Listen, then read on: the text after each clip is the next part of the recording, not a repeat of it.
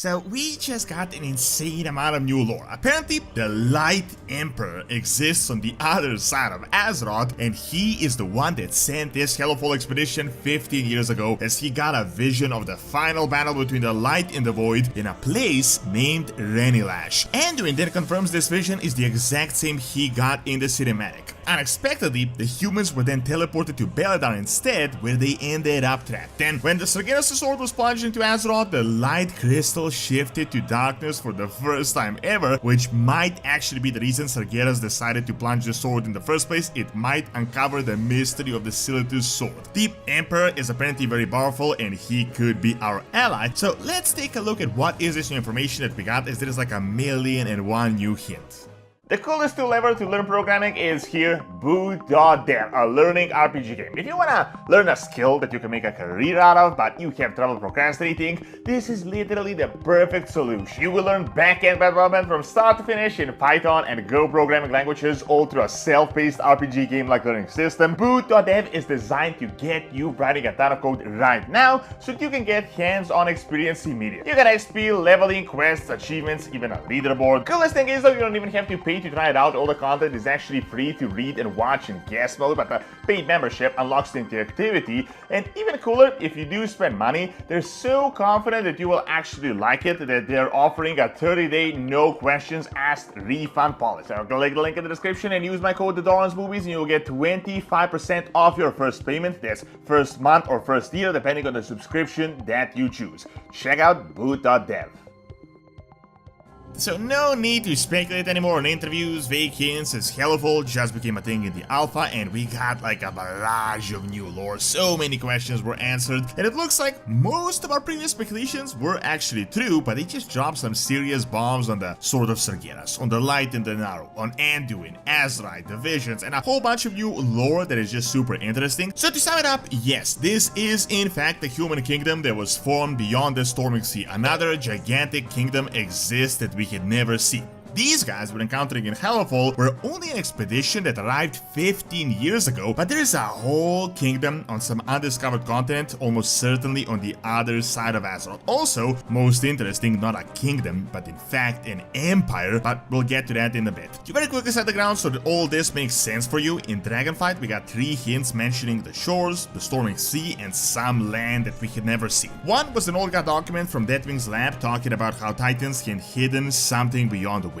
Then we got notes of a pirate that traveled to the other side of Azeroth and managed to reach a place and acquire great plunder, something unlike anyone he'd ever done before. Lastly, there was a mention of how a green dragon didn't listen to the oppressive Titans and she ventured beyond the Storming Sea, where Tyr told her only death awaited her, but allegedly she survived. Now here comes the 4th hint, and that is that this new empire is also beyond the Storming Sea. So if you're familiar with the lore, you might know about the Arathi Empire and how this was the lead human organization in the northern eastern kingdoms and how they united with the High Elves to battle the Trolls. Eventually and gradually they split into the 7 human kingdoms: Dalaran, Stormwind, Alterac, Lordran, Kultiras, Gilneas, and Stromgarde, but apparently with this new lore, another human kingdom had split prior to this split, and now I no longer really have to speculate because they just told us how this actually happened. So these guys actually consider themselves the Arathi Empire. They call themselves the Arathi, and their emperor is essentially what appears to be claiming to be the original Arathi Emperor. By the lore that we know, the Arathi Empire was broken ages ago and no longer exists, but looks like these guys don't share the same history that we do. Previously, as we got hints that they're riding lynxes that seem to be native to Quel'Thalas, they named the sun crystal Beledar, which is oddly similar to Belore, the elven word for sun. We wondered if they were a mixed race kingdom, and the answer is sort of. According to the new information, humans and elves that were there to teach them how to use magic had set out together and departed from the eastern kingdoms, and eventually they mixed and a new race was created. But as the NPC says, they don't consider themselves human or elves, but consider themselves as as the Arathi. This has been evident with the fact that this new race is using various models. We can see an actual high elven NPCs, cool Tiras NPCs with elven ears, as well as regular humans with elven ears, so it appears they might not actually all be half-elves. Some could just be humans, some could just be elves, and some are a mix, but of course we need to wait a little bit more to get complete information and all the models. So onto the story. These guys set out to a continent that we had never actually seen. Almost certainly this is the fabled Valoran that has been set up and talked about for the past few years, and it seems very likely due to the similarity of the name Avalon that you might know from real-world legends. However, now we got like a whole blank 1000-year period on how they developed and what they had done, but luckily we have a ton of information to how they arrived to Kazakar, and this is so interesting because it implies so many new things and so many opportunities for the lore to go into some really interesting places. The new Arathi Empire is ruled, of course, by the Emperor, but based on the documents, these guys seem to be really devoted. They don't see him as just a ruler. We had found a document in the Ringing Deeps of one of the paladins, and he says some downright fanatical things. He praises the light of our grand empire and emperor, and he says that he's spreading the light of Beledar through these light-forsaken chasms. The flame's light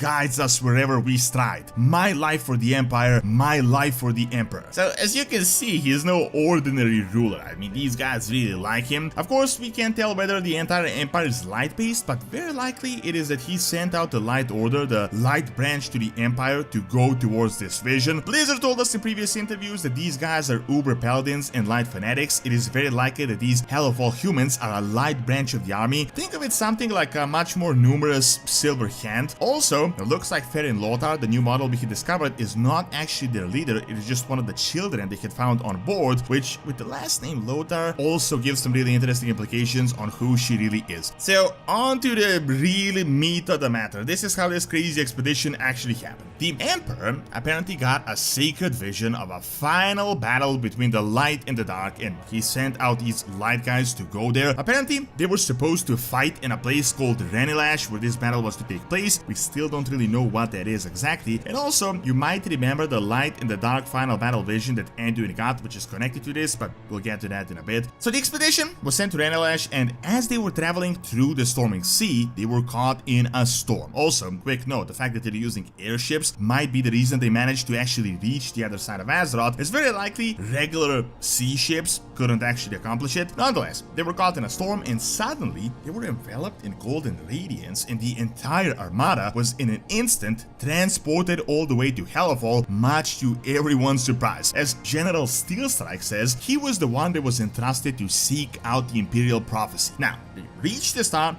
They had actually named it Beledar. They confirmed it is the name they had created. As I had stated in previous video, this is very likely a mix between the Elven word Belore, which means sun, and they see the crystal as the sun, and our ship naming convention that usually ends like this. I mean, Vindikar, Genedar, Exodar, so Belore, Vindikar, Beledar. Now, here is the most interesting part. So Anduin actually talks about this, and he says that the Radiant Song vision that he had gotten in that cinematic withdrawal is the exact same thing as the vision that the Emperor had gotten, and when he had personally arrived to Hallowfall, he once again got the exact same vision. Also, the Arathi called the star Beledar the vision of the Emperor. Then, a whole bunch of mages were supposed to set up a portal to connect it to their own capital and to be able to reach the Emperor, but instead, all the mages died in the crash, and only one single mage survivor remained, who was an apprentice who never actually learned how to make a portal. We got more info from a military warden on how they were setting up perimeter and they were overrun by the Nerubians, so the war against them started right off the bat. Since then, they have essentially been stuck and they are barely holding on, especially as the Nerubians are now getting empowered with I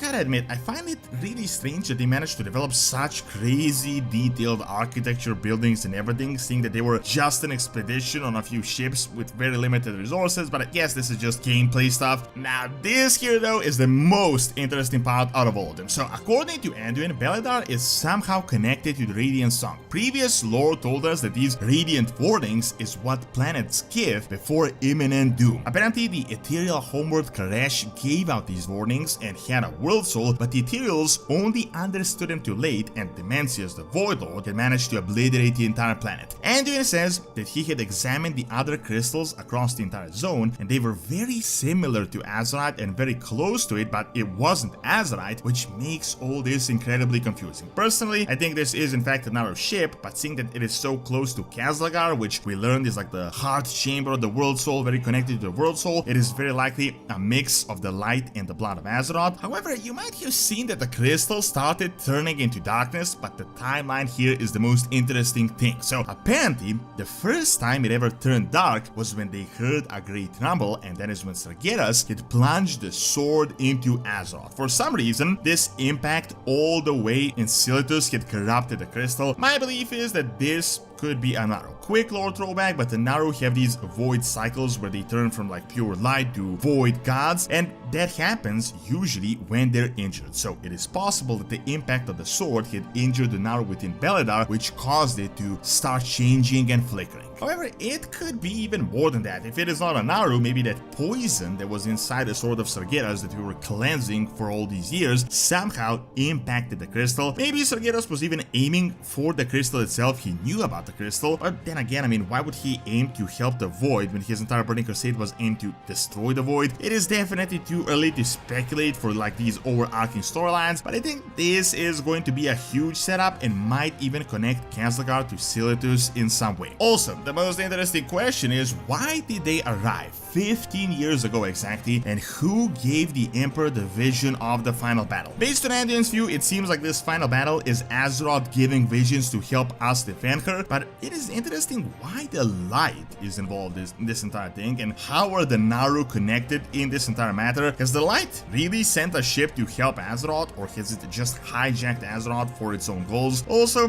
based on the timeline, they had arrived some 15 years before War Within, prior to the Sword of Sargeras, so most likely around the time of Cataclysm. Maybe it was the shattering that exposed this crystal and made some big changes, because as you may remember, it was N'Zoth and the Old Gods that was behind Deathwing's corruption, so the Emperor might have sensed this threat much earlier than we did. Almost certainly though, we're definitely going to reach this empire very soon. Remember, they planned to make a portal to their kingdom, but they ran out of mages, and they just had a whole town full of mages crash right next to their doorstep that are very well versed in making portals. It is almost certain that we will soon encounter this emperor, and we will discover a whole Arathi empire we never knew existed. By all accounts, this seems to be a very well developed place, and based on the World Soul Saga timeline, very likely Valoran will become patch content as early as War Within.